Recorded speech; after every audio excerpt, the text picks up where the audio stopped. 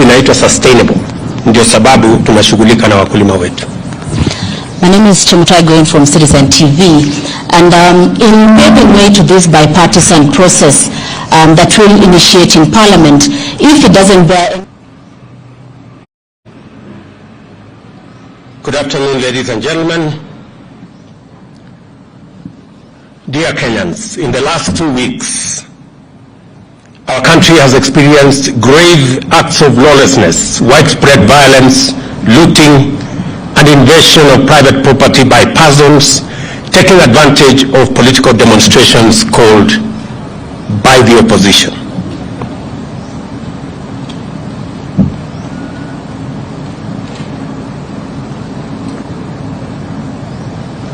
Will we start again or something?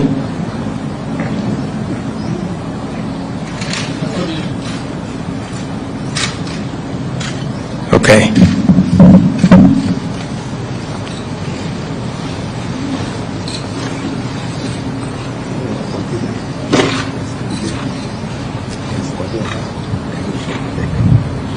Kama ingekuwa wao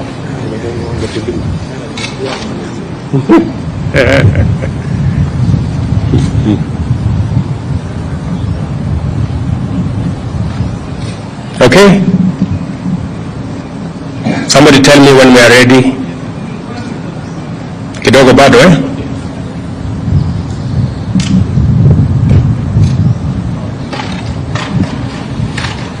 Mumenichelewesha sana. This statement I was supposed to make at 4:30.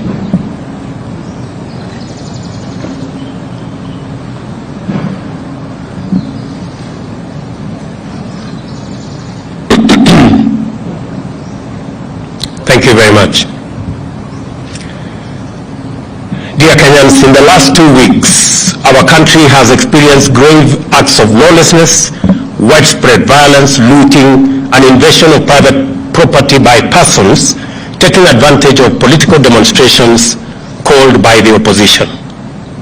During this period, lives have been lost, people injured, property looted or destroyed.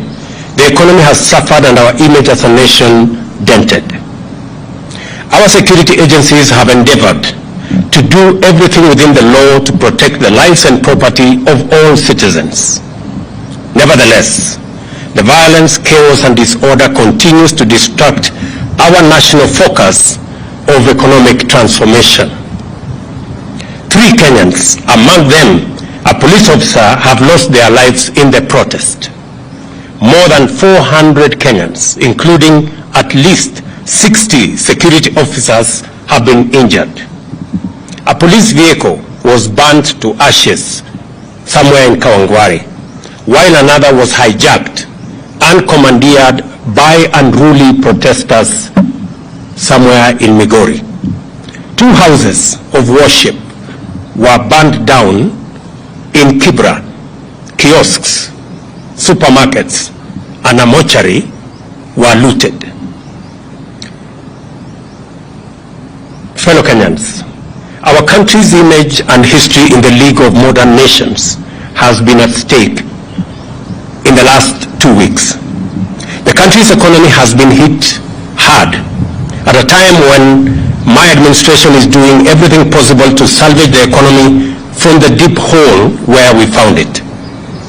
My administration has instituted solid measures and policies to attract investors and through their investment create opportunities for millions of our young people to realize their potential, amongst many of the other issues that we are doing as government. We cannot, ladies and gentlemen, we cannot allow these efforts to be derailed by acts of violence, chaos, and anarchy. We all have an obligation to respect the Constitution of Kenya. This also includes the respect of institutions established and created by the Constitution. Our country's electoral system and process is anchored on the principles of our Constitution. The Independent Electoral and Boundaries Commission conducted